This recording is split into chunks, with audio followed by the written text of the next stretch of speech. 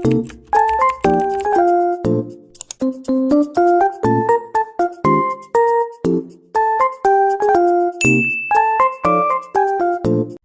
anak-anak, kembali lagi bersama Ibu dalam pelajaran Bahasa Indonesia.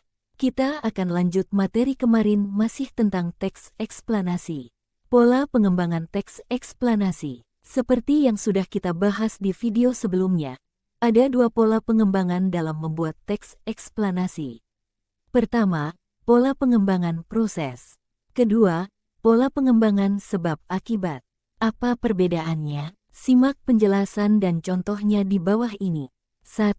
Contoh teks eksplanasi. Pola pengembangan proses. Teks eksplanasi dengan pola pengembangan proses disusun berdasarkan kronologi atau sesuai urutan waktu saat peristiwa terjadi. Coba kita saksikan bersama contohnya.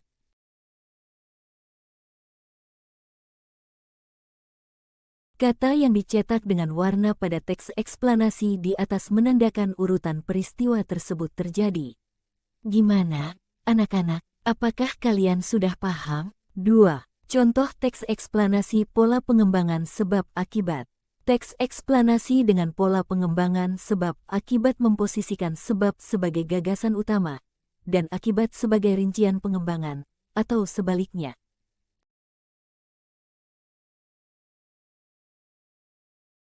Sekarang kita akan membahas tentang struktur teks eksplanasi.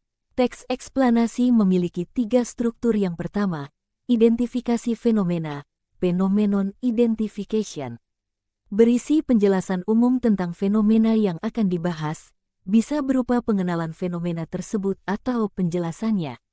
Penjelasan umum yang dituliskan dalam teks ini berupa gambaran secara umum tentang apa, mengapa, dan bagaimana proses peristiwa alam tersebut bisa terjadi.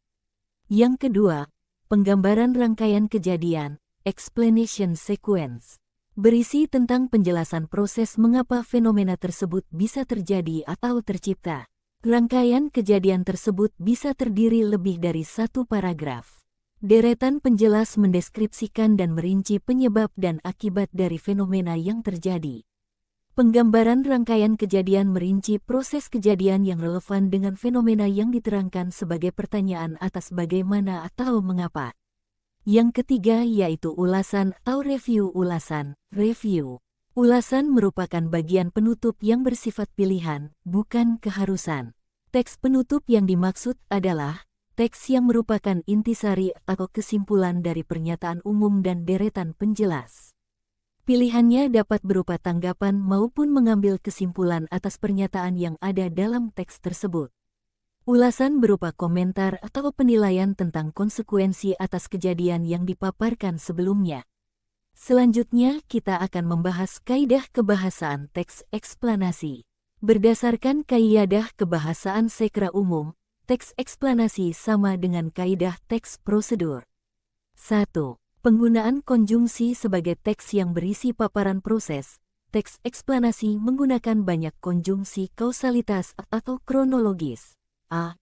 Konjungsi kausalitas, antara lain, sebab, karena, oleh sebab itu, oleh karena itu, sehingga. B. Konjungsi kronologis, hubungan waktu, seperti, kemudian, lalu, setelah itu, pada akhirnya. Teks eksplanasi yang berpola kronologis juga menggunakan banyak keterangan waktu pada kalimat-kalimatnya. 2. Penggunaan kata ganti. 3. Penggunaan kata teknis. Demikian materi kita di saat ini. Sampai bertemu lagi di pelajaran bahasa Indonesia selanjutnya.